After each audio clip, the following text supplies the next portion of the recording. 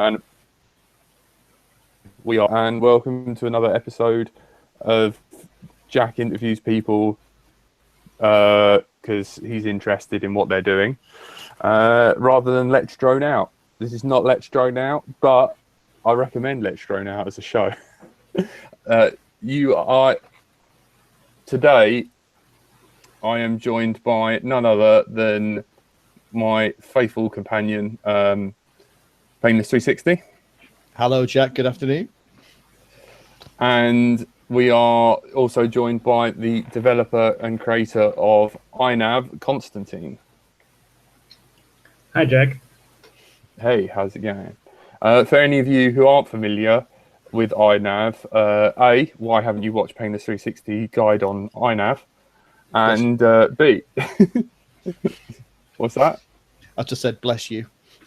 Yeah, and B, well, clearly you're racing quad guys, and you know, like you can't race all the time. Also, Painless, I'd like to say congratulations on 70k, by the way. Yeah, thanks very much. It seems to have picked up pace since then. We did a little giveaway for that. That's it's just a bit mind-boggling to think that a stadium's worth of people actually care enough about the stuff we do to click subscribe. So yeah, it's a bit overwhelming really, just to think that the little things that we do here and stick up on YouTube, lots of people actually find interesting and watch. So thanks, Jack. That's really kind of you to mention that. No, I'm proud to be your friend. You are, I feel like this one of the disciples of Jesus. Like, you know, just let's not get really out there. You helped a lot of people. Just remember what happened when the Beatles used that kind of analogy. We're not going anywhere near that, but that's very yeah. If I buy you a Storm 32 gimbal, will you do a series on that? We'll talk about that after the podcast, bud. So anyway, back to iNav. Konstantin, thank you so much for coming today and joining us. Yeah, it took a while. That's pretty much my fault. I've been busy, been sorting out. I've got the show and everything, but I'm finally so glad to talk to you. As you may know, me and Painless are iNav pilots, and we have been thoroughly enjoying it. Thank you very much, and it's a great bit of kit, and I can't not recommend it enough.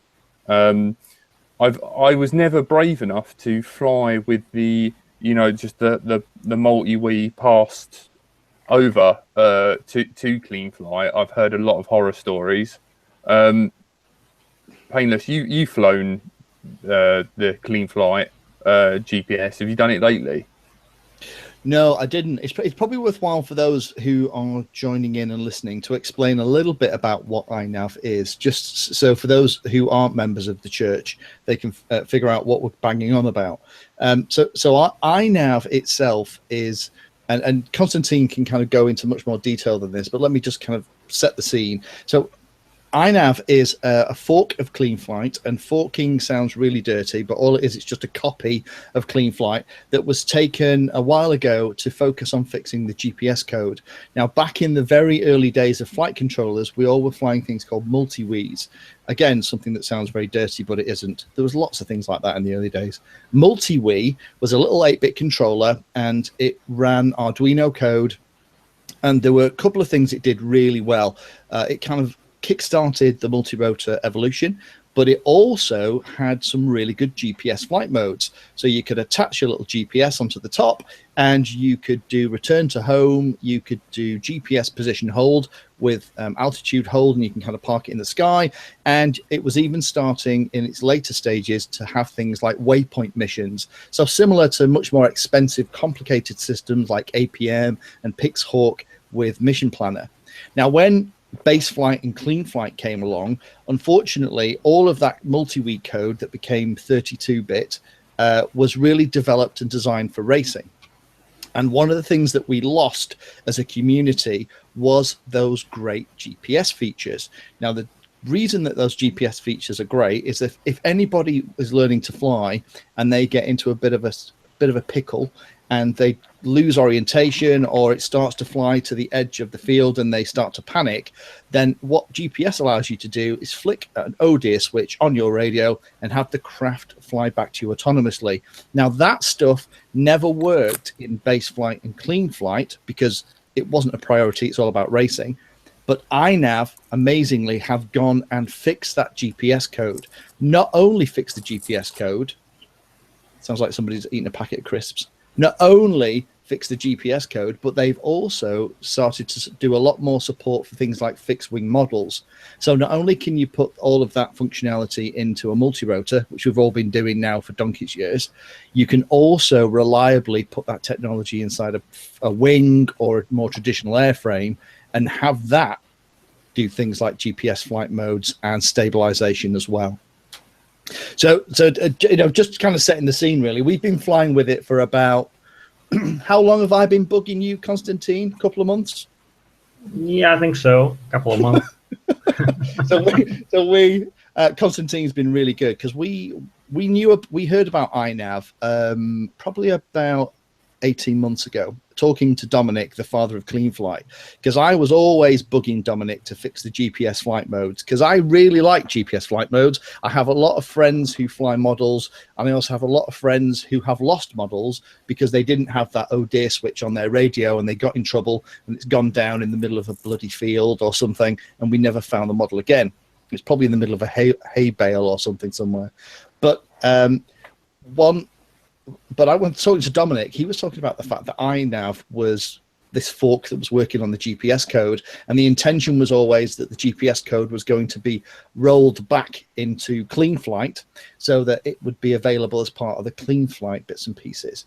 And about December it is about 2 months, about December in 2016, I got tired of waiting for the GPS flight modes and started to look at iNav, and Konstantin was very, very generous with his time in kind of helping us get to grips with it, and in return we've kind of made a series showing how to use it. So I've been an iNav pilot now for about 2 months, flying it on multi-rotors and fixed wings, and been bloody impressed. Actually, it works really well.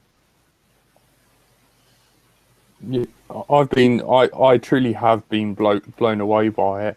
I didn't get a chance to fly the multi-wii code because I was only ever on multi-wii on the multi-wii flip, but at the time I was considering getting a full multi-wii in order to do it. And I remember watching your videos out there of of the the tutorials, and you're out in the field and you hit the return to home switch and it finally does it, and it's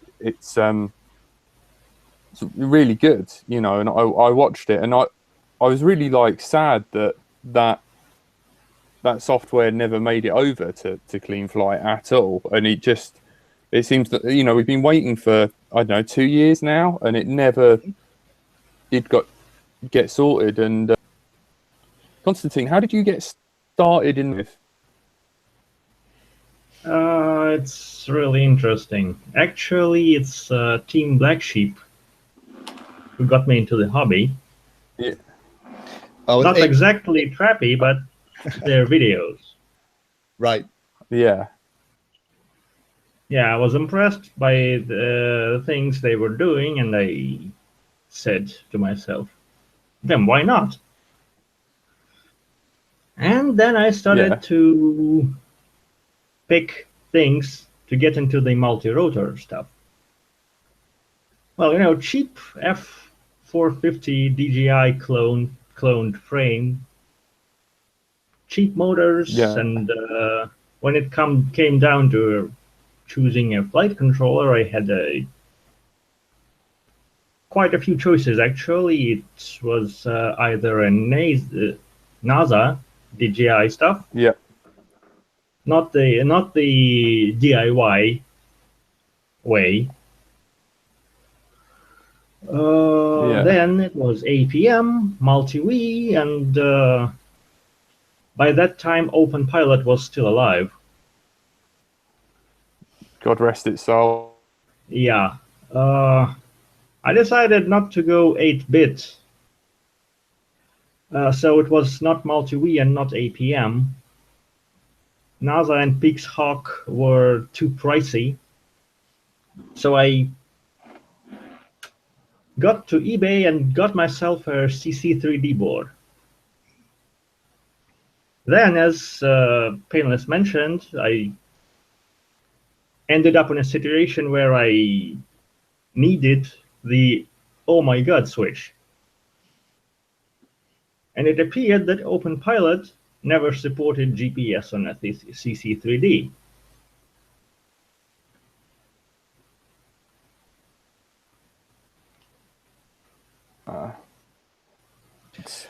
I know that was something that caught a lot of people out. I mean, you had to have the Revolution, which was the bigger board, wasn't it, that had the magnetometer and things on for the GPS flight modes to work. I had lots of Pilot. In fact, interestingly, the CC3D is still a very popular platform, and it's amazing how many requests I've had on the videos over the last couple of weeks about pilots specifically wanting to know the tricks and tips to get iNav onto CC3D. So I'm afraid I don't think you've got away from CC3D at all, Konstantin. I think that's going to be something that's going to haunt you for a couple of months yet. Yeah, probably longer. Even now, I mean right now, I have a CC3D board sitting right in front of me on the table. I use it as a development platform. So I ended up looking for a way to save myself some money and find a way to connect the GPS to CC3D and get it working. After some Googling, I stumbled upon CleanFlight, which supposedly had the altitude hold and return to home modes. I gave it a go, I tried it, and it sort of worked to some degree. What do you mean, sort of? That's a fantastic answer. I think that's very much the perfect summary. It kind of worked sort of to some degree. Brilliant. Yeah. It wasn't, let's be honest, Konstantin, it wasn't very robust, was it? Yes, exactly. Altitude hold was all over the place. It wasn't holding anything. It was holding anything but altitude. And return to home, well, let's say you still had to drive your throttle to control altitude manually. Not really an option if you are out of range on your radio. But that was the way actually it worked on multi-Wii back in the day. It was manual throttle control on return. So your only option was to try and set your failsafe to be slightly above hover point. It was one of the downsides that was never fixed. So it just shows that the code that was in there originally was pretty much born out of the multi-Wii side, doesn't it? Yeah, exactly the same code. When working on iNav, I had to look into the multi-Wii, into the legacy stuff, and it was literally the same code. Just cut and paste. So I wasn't happy at all about GPS performance and CleanFlight. And after trying to get it working by tuning, I figured out that I will be unable to do it because of the software is not mature enough. It's not being mature enough. And I said to myself, I'm going to make it better. I'm going to fix it. And roughly about somewhere February or May 2015, the project started. Initially it was called Navigation Rewrite for CleanFlight. It was a lot of successes and failures on the way. I was working with Dominic. I consulted with another developer called Crash Pilot 1000, author of Harakiri firmware, which again, out of the multi-Wii descendants, was best in terms of GPS support. It didn't work out. For anyone who doesn't know, am I right in thinking the Harakiri was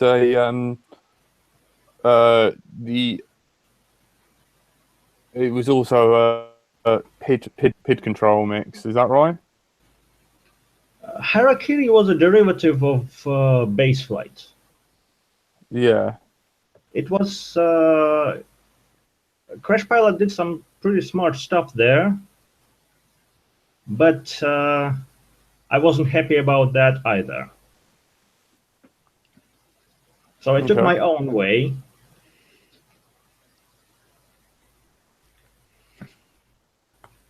It didn't take you long to get it working, though, Konstantin, did it? Because I've seen videos on YouTube. Because when I first started looking at this stuff and doing my Google searches, there was loads of videos of people running 1.1 of iNav flight and demoing the return to home and the GPS functionality. It didn't take you long to crack it.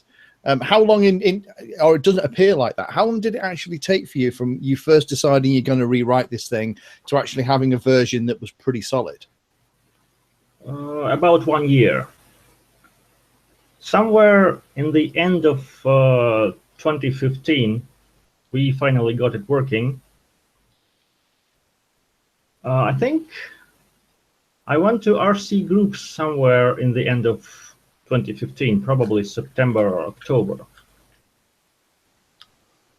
By that time, I already had it flyable.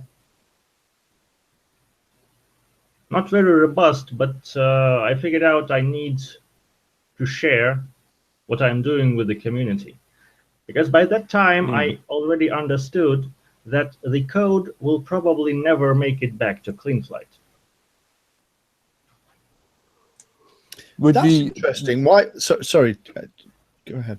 Yeah, no worries. I just said, Konstantin, that's really interesting. Why did you say that about not making it back to CleanFlight? What was the specific reasons for that? The CleanFlight project, maintained by Dominic, was all about racing performance. And while Dominic was very excited about having GPS fixed in CleanFlight,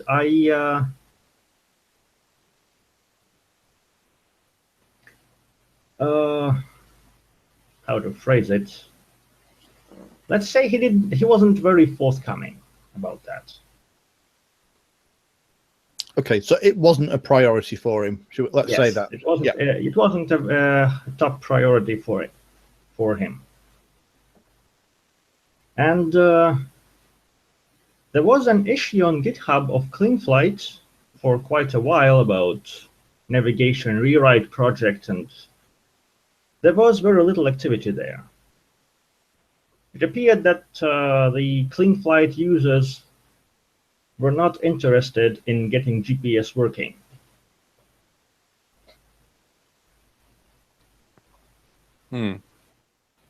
At least those users who were on the GitHub.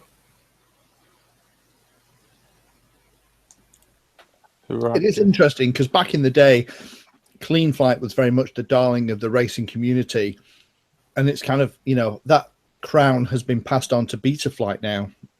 So if you're a racer, most people will go for Betaflight or even, consider something like Raceflight. So CleanFlight with that racing heritage is still around. I know Dominic's still, it's still a live project. He's working hard on it, but at the moment he's got other things on his plate. But it's interesting to hear that, that the racing, it was all about the racing, and that was the priority. Because you've not only done things about GPS in iNav, you've also branched out and done a lot of other stuff in iNav that I've been wanting from other projects as well, particularly around things like fixed wing. Can you talk a little bit about what's been driving that? And, you know, because you're pretty unusual for a fork of base flight and clean flight to be actually putting the effort into giving us, you know, reliable fixed wing support. Well, it's all up to the community. When we got the multi-rotor stuff working rather good, we started to have fixed wing pilots stumble upon that thread on RC groups and asking if that thing could be put on a plane. So there was a demand for a cheap and reliable flight controller for airplanes. And I thought, why not? We got multi-rotor stuff working. Why not do something different? Why not go fixed wing? Yeah. Sorry, go on, Jack. Carry on. No, go on. It's fine. So, Konstantin, what I've always understood is that it feels sometimes for those pilots that aren't into out-and-out racing that maybe we weren't a very vocal community, but surely the pilots that have reached out to the iNav project and asked for these kind of things, I'm sure must have been asking other projects as well. You know, I think I'm very pleased that the iNav project kind of heard it and decided to take it on rather than, you know, just be about the 250 racing community, which is a very big part of the hobby if you're a multi-rotor, but is only proportionally a very small part of what the remote control hobby is about. And, you know, having a board and flight controller and software that you can stick in a multi-rotor, you know, a quad, an octo, a tri, racing, FPV, aerial photography, and then also stick it in your wing, your plane, all that stuff, and have exactly the same technology in each of them is, for me, it's just like the perfect answer. Because if I have a flight controller, I can decide exactly what I want to stick it in. So I'm surprised that other projects didn't put the effort into things outside of 250 quad racing, because the opportunity for pilots and the need for it is huge, I'd have thought. Well, not really. We have a fairly large community here.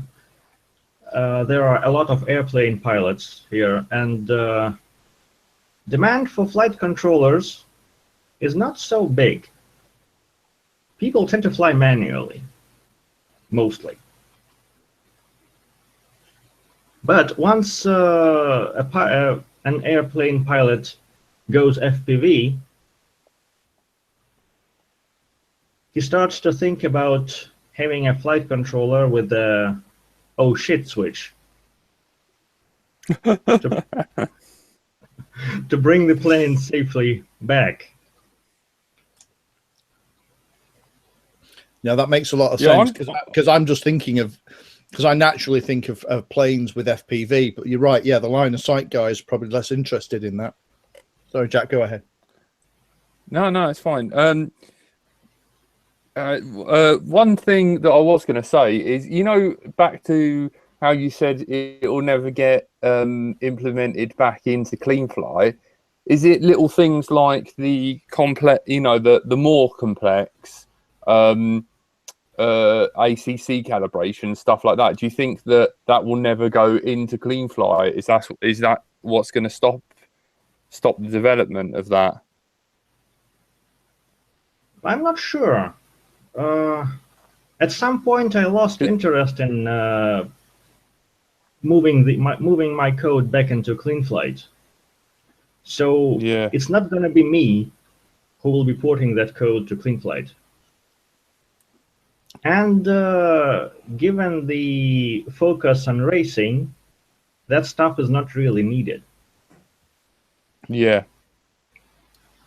totally. No, it's just, you know, it would be nice if it is in there, but I can't see that, you know, the race guys would. I suppose really you would just do the flat config first, and then, you know, you should have a separate button for the GPS, and it will configure to like 1 or 2 or 3. I just realised I'm running iNav version 1.2, by the way, just so you know. That's what I've been running for a while. But that leads me to another question by Striker FPV. He asked, what's the best board to use with iNav to get the most features available? It really depends. iNav offers a lot of flexibility. And there is no board that will be perfect for everything. So far, I figure the SP Racing F3 Evo is a good board with a lot of outputs.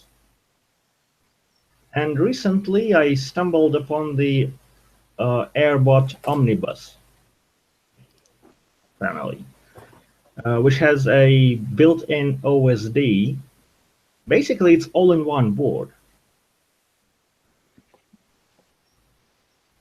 Perfect for FPV. You only need one board, no OSD, less wiring.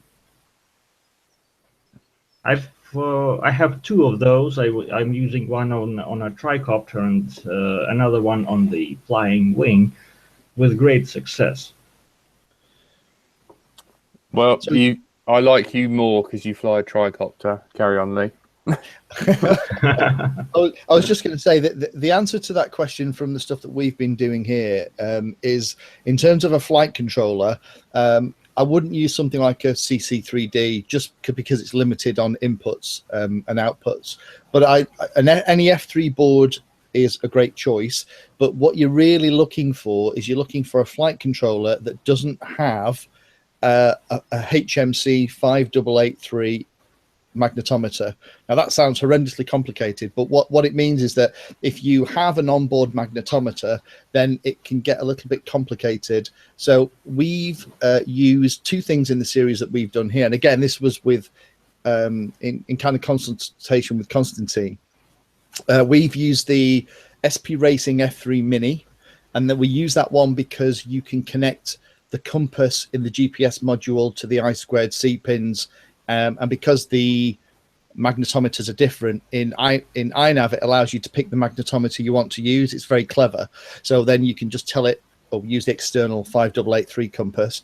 The other board that we've been using, again, Konstantin's fault, is that Omnibus board. We've probably got 5 or 6 of them now. So that if you Google Omnibus F3 AIO, all in one, version 1.1, you'll find these boards, and the stuff that we've been doing with them, it isn't perfect, but for the majority of stuff that you want to do, it's a very capable little board. And like Konstantin says, on the back of it, you have all the OSD stuff. So all of that stuff, which I'm sure we'll talk about 1.6 of iNav in a bit, but but the OSD stuff is about to get very exciting in iNav.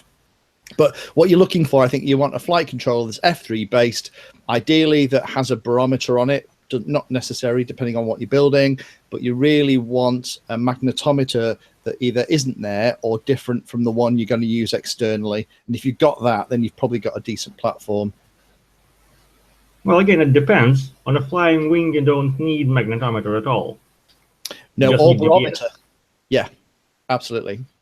Which is why I was saying he's recommending a barometer now. Well, the thing is it depends. It's slightly different on a wing and a multi-rotor. On a wing, you can get away without a barometer or a mag, because all of that stuff is done via the code and the GPS. If you're using a multi-copter, if you're going to put it on a quad or something else, then you need a barometer, and you also need the magnetometer. So it depends. It's either or. The cool thing about the Omnibus is it kind of works for both. Do you still recommend the NASA F5, or is it just really too long in the tooth? Because I know it's like missing all the telemetry except free sky and stuff like that. And yeah, I just wondered, how is that standing? We are keeping NAS 32 and CC3D supported for a number of reasons, but we are not going to add new features there. Okay. Yeah, it's you know, a few of us have got like, you know, the old Sirius, you know, U block. What is it? U block 3 or something? 4? Can't remember. But yeah, like, you know, I'm looking to maybe add that with an old Naze Rev 5 into my flying wing. It should work. Maybe so. Yeah. I wouldn't use anything that old, Jack, as the GPS. We used to use the old Neo 6s and the 6Ns, Yeah. I think they were, a lot on the multi-week stuff, and I thought they were red hot until I actually got hold of some of the M8N modules, which are the ones that iNav recommends, and those come in like that black, looks like a hockey puck, yeah, the kind of thing that you stick on top of a little, you know, carbon antenna on the top of the model. They are so much faster and so much more sensitive than those old 6s, and they're only about, you know, $17-19, something like that, from places like, you know, eBay and Banggood. All the usual places have them, but my word, they are much nicer than those old. If I wouldn't, I'm not using anything else now. I'm just using those M8N modules. Right, so the Sirius is going on eBay. We use it here for the setups and the testing, I must admit. But the other problem as well is those old modules don't have an internal magnetometer in them, so you can't wire. The later ones did, but the really old ones that I've got from the multi-week days, they don't have that external compass that you really need, because the compass. You know, when I was talking to Konstantin, and we'll get onto the challenges in a minute, but the very first thing that he said when I said, give me the top 6 things that people get wrong, the first answer that Konstantin gave me was they don't calibrate the magnetometer or mount it properly out the way of interference. And it is the single biggest thing that will cock up an installation of iNav, is not getting the compass solid on a multi-rotor. I'm a dirty little. One thing that gets me, Painless, is that I wish you would say, by the way, I'm in a conservatory, because that's how I get GPS. Because you get a GPS lock, and I'm like, damn you, I need to run a really long cable out my windowsill with like a little stick, just so that I can get GPS lock to test. Damn you. But I find the 6s were bad. I had to always do the video by the window. The M8Ns, depending on where the constellation of the GPS satellites are, but I've had up to 12 sat inside the house when I've been doing videos. That's how much more sensitive they are, mate. So seriously, I wouldn't bother if you're going to build an iNav setup. You know, I would say get an M8N and don't jeopardize the install for the sake of $18. Yeah, what do I do? You know, like the whole like moving the magnetometer away from interference. I just use incredibly long standoffs. Am I a Philistine? No, Konstantin.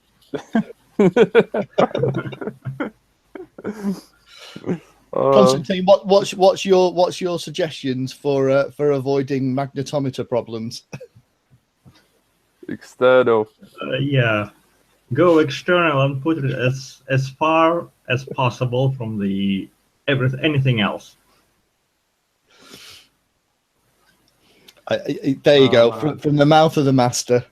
I think you've got to get an M8N, stick it far away from the ESCs and everything as you possibly can, and use the compass up in that, and it'll fly like a dream. I was, the very first flight we did with iNav, I was filming in case it worked, and amazingly, it absolutely did. It worked beautifully. The only I did exactly the same thing. Yeah, because you actually, let's fess up here. You actually flew iNav before I did, didn't you? Yeah. Yeah, on 1.2, and I'm still running it. And I filmed it. I could not believe it was so good. I haven't used. I own a DJI NASA Lite, M Lite, and because I'm obviously on the show, we've got a guy called Adam Juniper, and he had a runaway with one of those. So I've never trusted it, and because I listen to you, Painless, I've never ever dared try and use Clean Flight's GPS, stuff Return at to home all. stuff. Yeah. Yeah, return to home, like GPS, like, settings. But yeah, so I just went in blind with iNav and sat there for a few months, like reading the wiki, working my way through it, really sort of like, sticking pins in my fingernails to make sure I actually read it properly. And I went out and I took my faithful manservant Nico with me, and I was like, right, let's film it. There was even talks at one point with connecting the quad to fishing line just in case it goes completely mental. But for the wind. And we went out and tested it, and he's filmed it. It's on my laptop. I will upload it at some point. But we were in shock. Absolute. I could not believe how well it worked. And we did the sensible thing of doing the position hold first, and it was rock solid, and that was on 1.2. And we're on 1.5 now, and 6 is going to come out soon, apparently. Is that right? Yeah. So, Konstantin, while we're on the version of 1.6, I've been following all the exciting stuff going on in GitHub. Could you talk us through a little bit about what you guys are doing on 1.6? Because some of the stuff that you guys are up to is very cool. Well, 1.6 is going to be a big release. We moved to 2-month release cycle to get more time to test everything we do. And recently most of the development is focused on the fixed wing. Because as I mentioned before, multi-rotor code, we got it working quite a while ago, and it didn't change much ever since. So 1.6 is gonna feature some new stuff for airplanes. I'll get to it in a minute. Then it will feature a new fail-safe system. Well, not exactly new, but significantly reworked fail-safe system that will be simpler to configure. Is it going to have an auto land? Auto land? Yeah, or am I just... The auto land is already there for a lot of time, for quite a while, several months, I think. Wow. Yeah. Jackie, are you talking about auto land on multi-rotors or fixed wing? Because don't forget, we have to define our terms. Right. Okay. I'm talking about fixed wing. Yeah. 1.6 is gonna have something like auto land for fixed wing. It's not gonna be a proper landing. It's not gonna be a proper landing.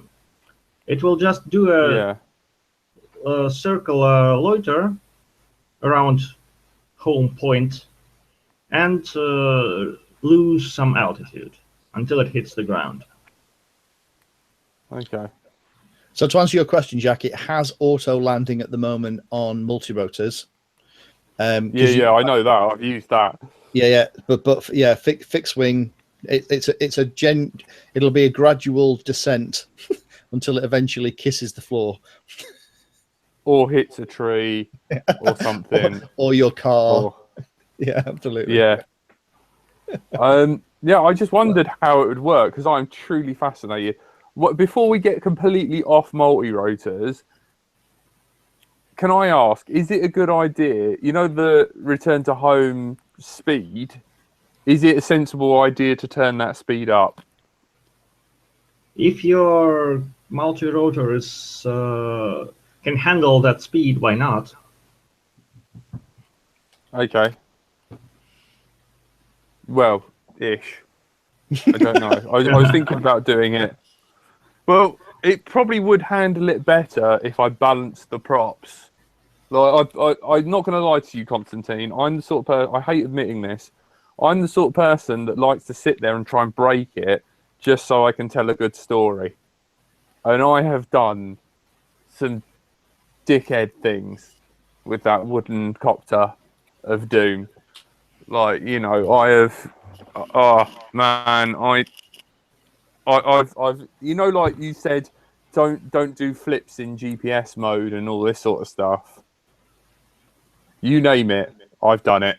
I've done like loads of flips, exceeded the max altitude on the set altitude, and then returned to. I have done everything you shouldn't do or said not to do.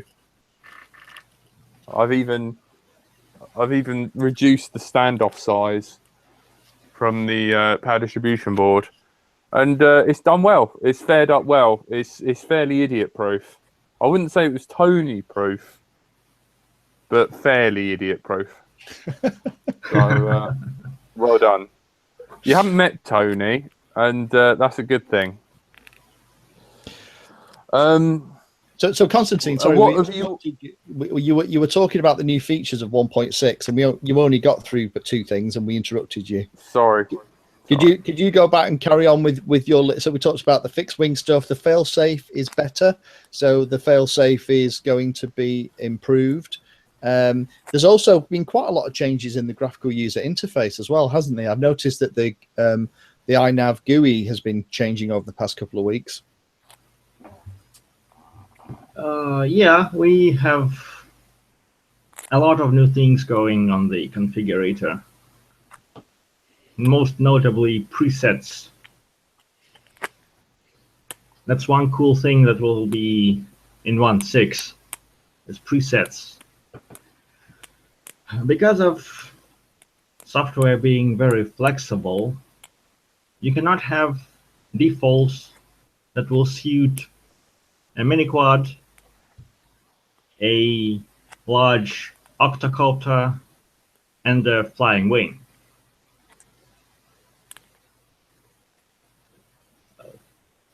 So we created a few presets which will configure your machine type and some basic tuning to get your aircraft at least to flyable state.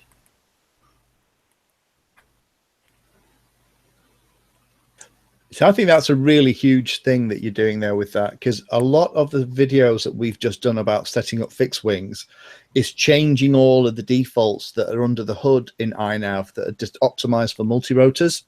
So the fact, so are you saying then that in 1.6, just by selecting the fixed wing model, some of those changes under the covers will be all done for us, so we don't have to manually go through and do all the CLI commands?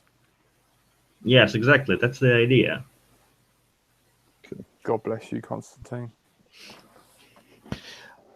I like that idea. And also things like the GUI, there's also the accelerometer calibration. That's a little bit more explicit, isn't it, now in the new GUI? So when you're doing it, the idea is it shows you. Not yet. We probably won't be able to make it work in the GUI good enough. Right. So in 1.6, it will still be somewhat obscure. Okay, but that's the sixth position thing, isn't it? Where you have to calibrate for each side of the model. Yeah, exactly. Okay. So can you talk about some of the stuff you're doing at the moment in 1.6 about the TIFF filters? Because for those who are uninitiated, and you've already said a lot of the work that's going on is kind of for fixed wing optimization. You've introduced what I thought was something very new, but you were telling me it's very old. Another way of doing the PID loops for fixed wing that actually works a lot better. Can you talk a little bit about that? Yeah, well, technically it's it's pretty old idea, and it's not better or worse. It's just a different approach. Let's think. Okay. Yeah, let's see how well, let's say classic PID loop works on an airplane. Imagine you want to do a left roll. What would classic PID loop do? It will deflect your ailerons a lot to get your plane moving, and then it will deflect ailerons in the opposite direction to stop it.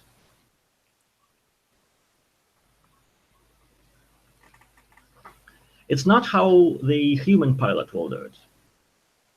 A human pilot will just move the stick and wait for the airplane to be in the right position and then release the stick. So it's a more gentle maneuver. Is that what you're saying? Yes. Less. It also puts less stress on servos. When we got a lot more airplane pilots into iNav on version 1.4 and 1.5, people were complaining about servos being too active, too jittery. And people were questioning what will be their servo life expectancy be.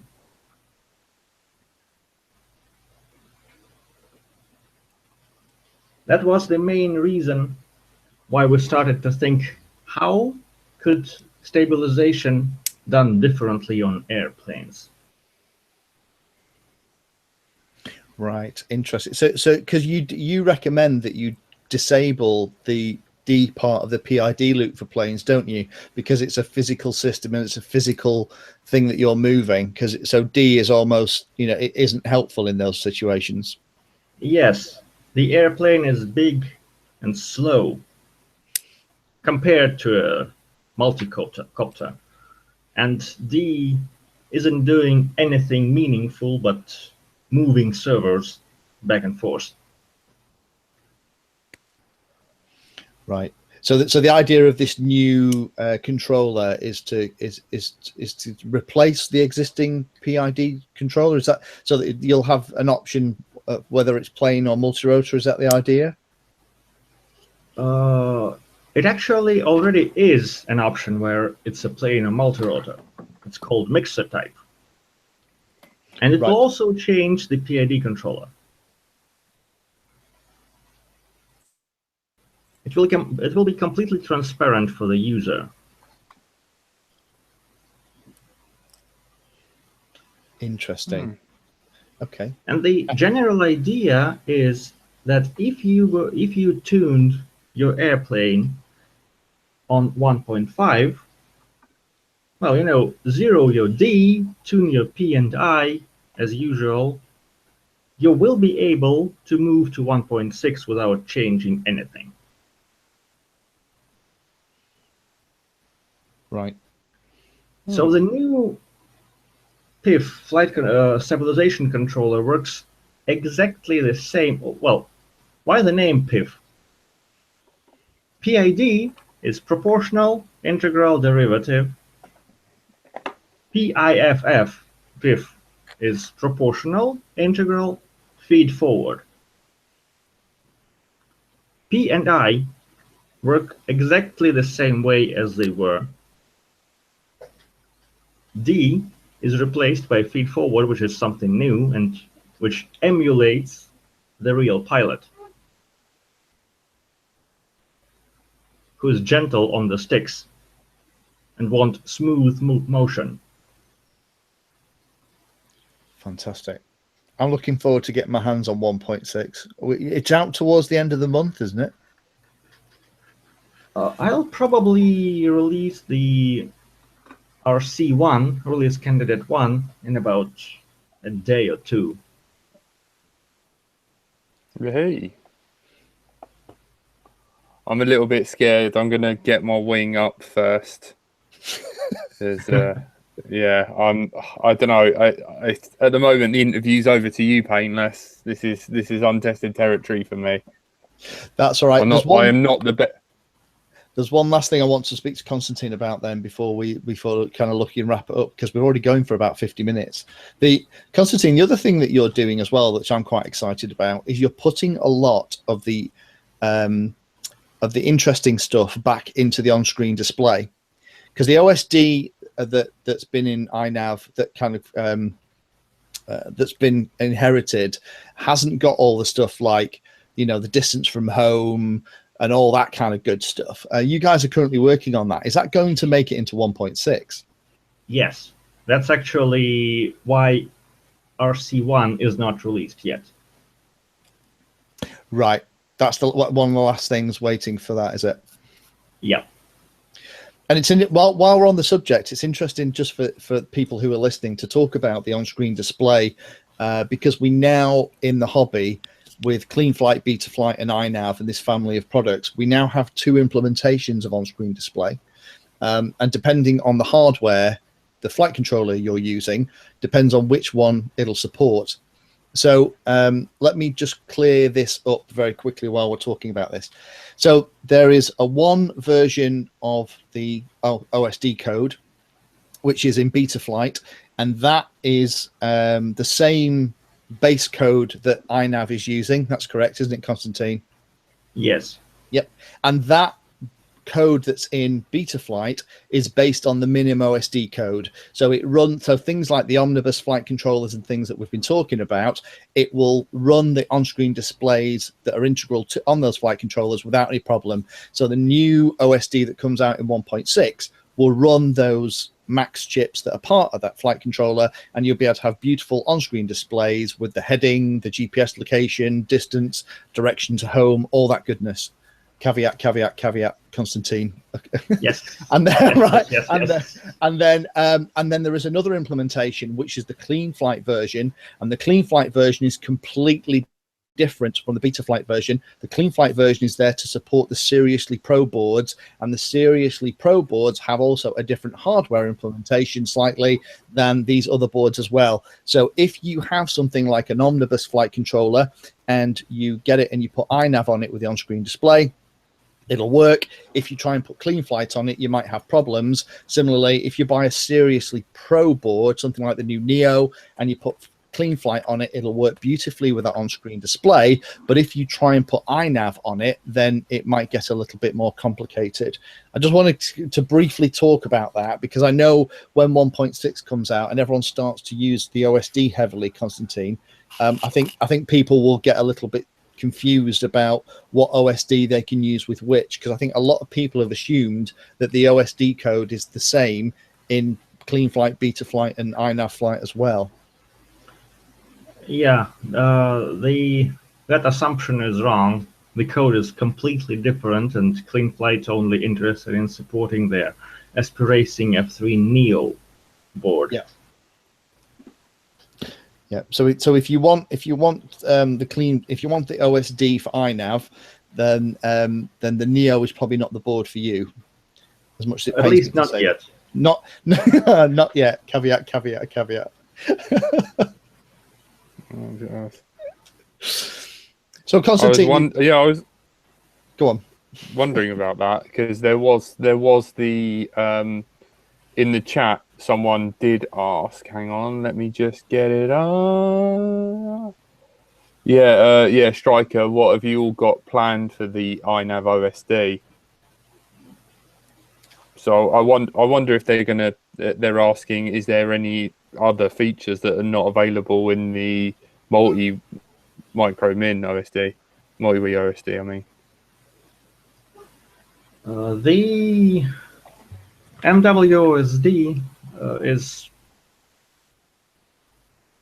compatible with iNav, and the boards with native OSD like Omnibus are also now compatible with iNav, except the Dominic's Racing F3 Neo, which is only compatible to CleanFlight, for what I know. Yeah. And with version 1.6 and on, for instance, Omnibus, you will get GPS coordinates, distance to home, heading, direction to home, pretty much everything you need.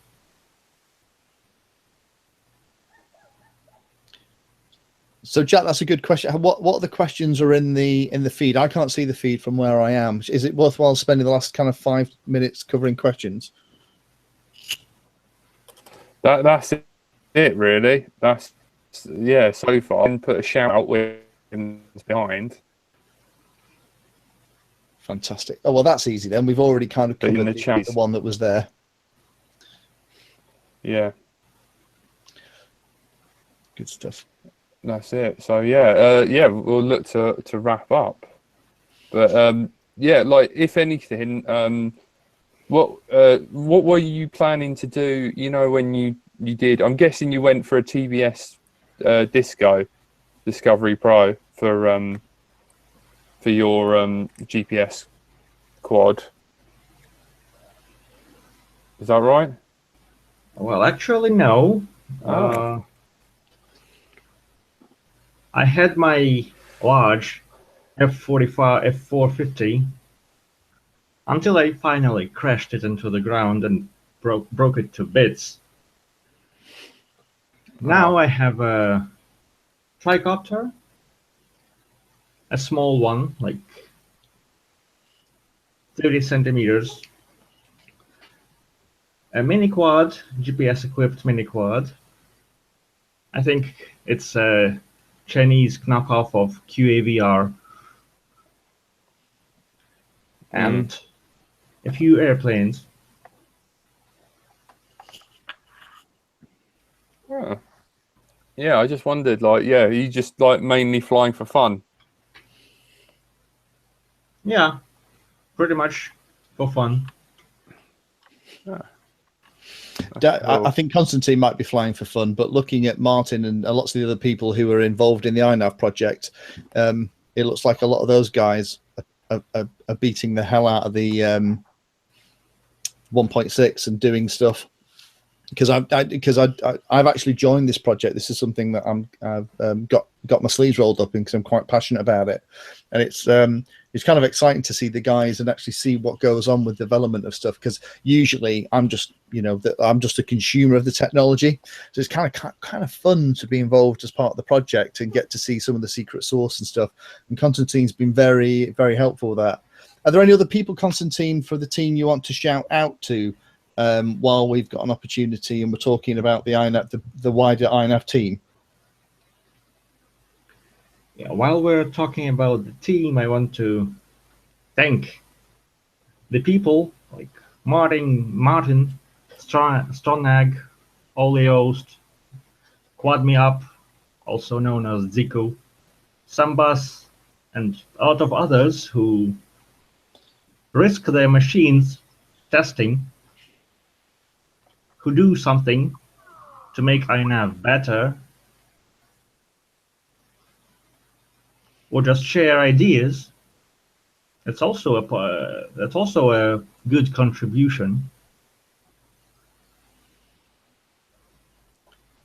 And the other thing is as well is that I know that a lot of the number of pilots in iNav is growing pretty much kind of exponentially at the moment, but one of the things that I know that you've asked about that maybe we can do as a kind of a request at the end of the interview is you have asked for pilots that have got their models tuned to kind of hand over the kind of PIDs and settings so that they can feed into the presets. Is that something you're still interested in?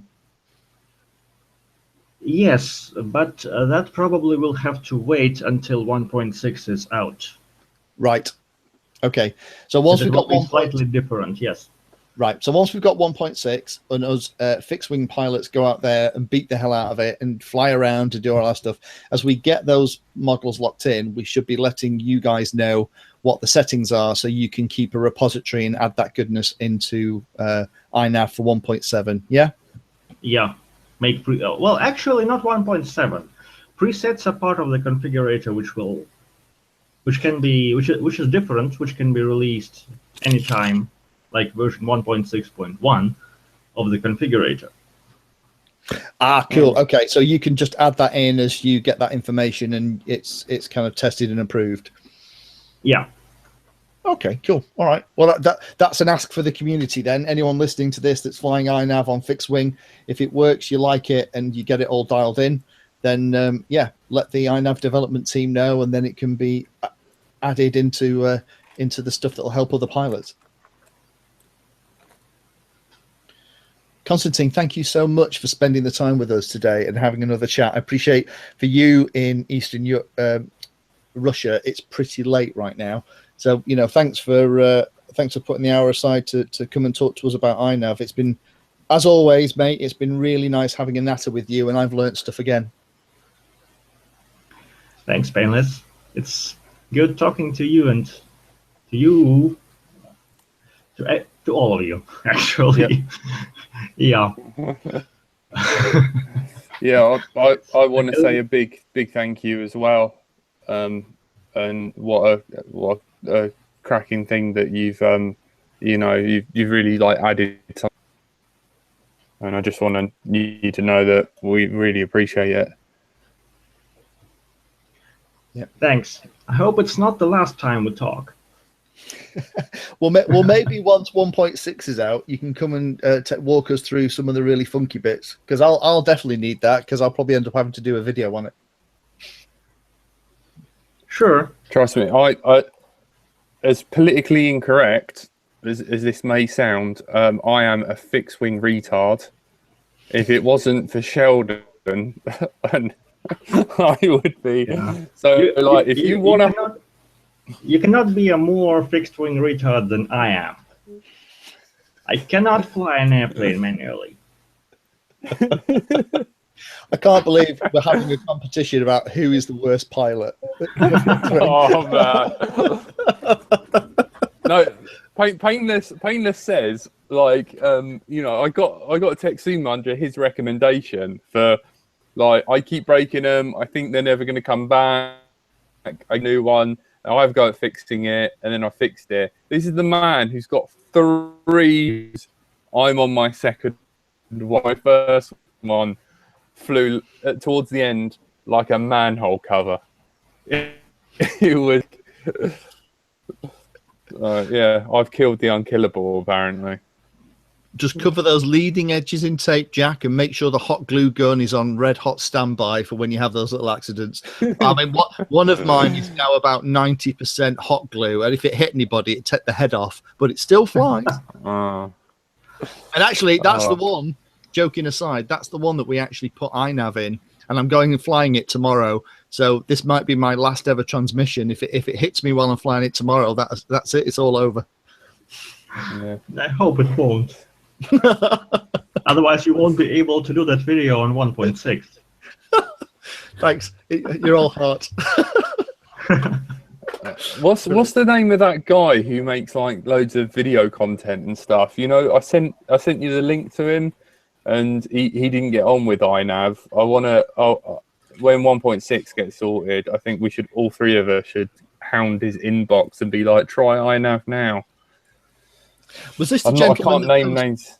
Yeah, when you Google for him, is the one that says iNav crashed my plane or something like that.